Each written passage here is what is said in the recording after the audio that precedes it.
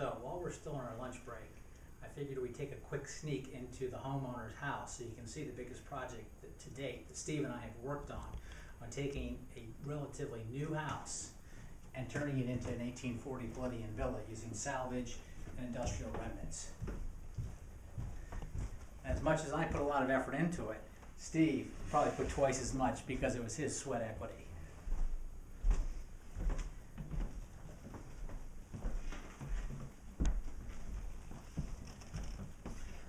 The homeowner that we're working with today is very focused on recreating a period feel for which this community is known.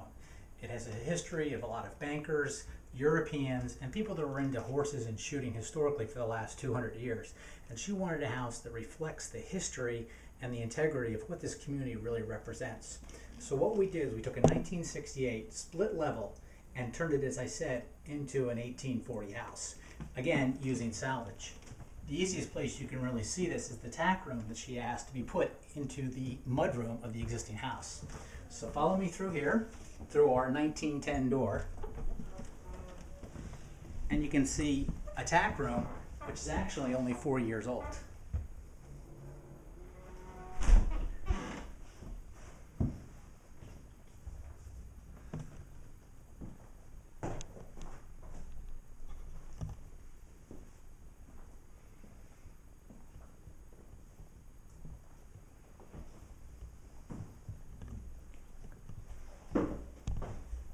One thing that's particularly interesting here are the light fixtures, and Steve gets full credit for this.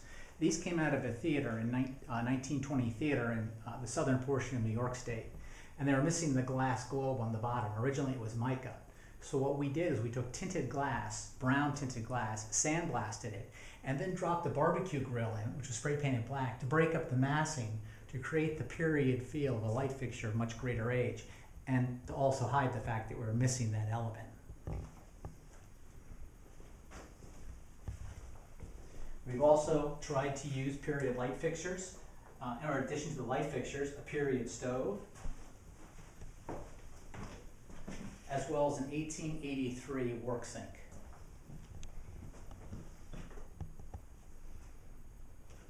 So come this way, and I'll show a few other tricks that we pulled out of our hat. Very much the whole time working on a budget. The homeowner had very strict financial guidelines which we had to follow as we were working on this project. So what we would do is take very key elements of salvage to incorporate it into the project. But then to keep costs down, we use many elements that you'd find in a large box store such as Lowe's or Home Depot. The best example is here in the kitchen. This was originally an oak apple cooler, circa 1920. Steve and I stripped it down and put a faux mahogany finish on it to create an impression of a much older unit. And then we had all the original steel hardware nickel plated. And what we did with this unit was turn it into a wine cellar. So still keeping its sort of period feel, but adapting it to a modern day use. The other thing that she wanted was a butler's pantry because she likes to entertain. So what we did with this space is we took a coffered ceiling section, which we purchased for $15 at an architectural supply house. It was very damaged, and repaired the plaster and actually recessed it into the ceiling. We used another period door, but we removed one of the 5 panels and replaced it with glass to give it that sort of grand dame feel of a formal dining room.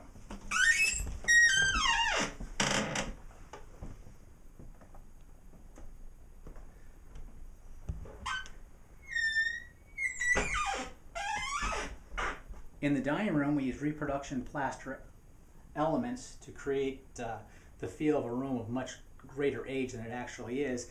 And again, we use an antique light fixture to give the room a very classic yet traditional feel.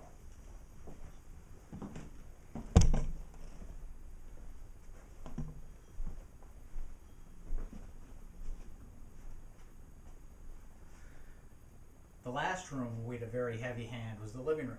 This room leads back into the center hall, as well as out to the pavilion, which you have seen earlier, where we had lunch.